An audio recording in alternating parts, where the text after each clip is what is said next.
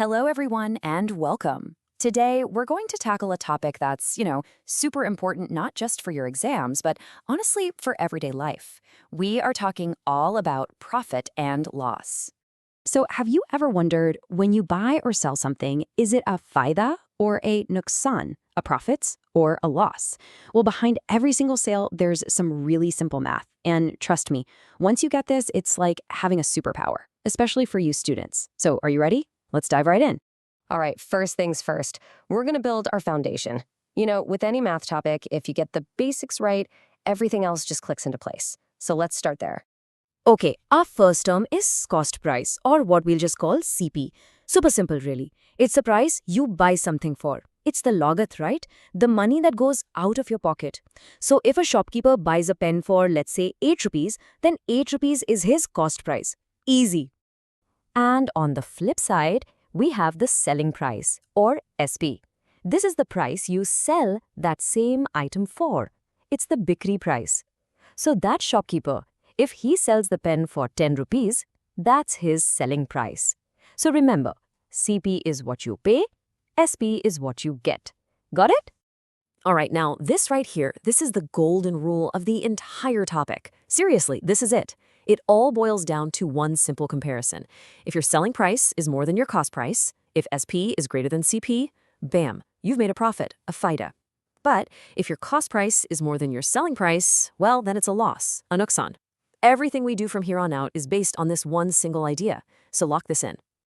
Okay, we've got the concepts down. Now let's get our toolkit ready. I'm talking about the formulas you'll need to solve any problem that comes your way. So here they are. These are basically the only formulas you need to become a master of profit and loss. Now pay close attention to the profit percentage and loss percentage formulas. These are your best friends, especially when it comes to exams. Make sure you note them down, maybe even pause right here. They are absolutely crucial. Now, I need you to listen very, very carefully. This is probably the most important rule of all, and it's where so many students make a mistake. Your profit or loss percentage is always, and I mean always, calculated on the cost price, not the selling price, never the selling price. If you use the SP, your answer will be wrong, guaranteed. Your base, your foundation for the calculation is always the CP. Please, please remember this. All right, enough theory, right? Let's get our hands dirty and actually solve some problems. We'll start with a nice and simple one to warm up. You ready? Let's do this. Okay, here's our first question. A person bought an article for 300 rupees and sold it for 360 rupees. The question is, what's the profit or loss percentage? Now, before I show you the steps, just take a second. What's the CP here? What's the SP? And just by looking at those numbers, do you think it's a profit or a loss? Think about it. Okay, let's break it down. Step 1, just like we discussed, identify your CP and SP. The cost price, what he paid, is 300. The selling price, what he got, is 360. And since SP is bigger than CP, we know it's a profit. Step 2, how much profit? Well, just subtract. 360 minus 300 gives us 60 rupees. Now for the final part, step 3, we use our formula. Remember, profit percentage is the profit, which is 60, divided by the cost price, which is 300, and then you multiply by 100. And that gives us our final answer, a 20% profit. See? Not so bad, right? Awesome work. So you've warmed up, you've got the basics. Now let's level up. We're going to tackle a question that's a bit more like what you might see on an actual exam. It's a little trickier, but don't worry, we'll go through it together step by step. Okay, let's read this one carefully. A trader sells something for 425 rupees, and in doing so, he loses 15%. Now, the question is, what price should he sell it at if he wants to make a 5% profit? So you see, this is kind of like a two-part puzzle. First, they give us the SP and the loss, so we have to work backwards to figure out the original cost price. And then, once we have that CP, we can figure out the new SP for a profit. Let's see how it's done. So, how do we solve this? Let's check it out. First, we need that cost price.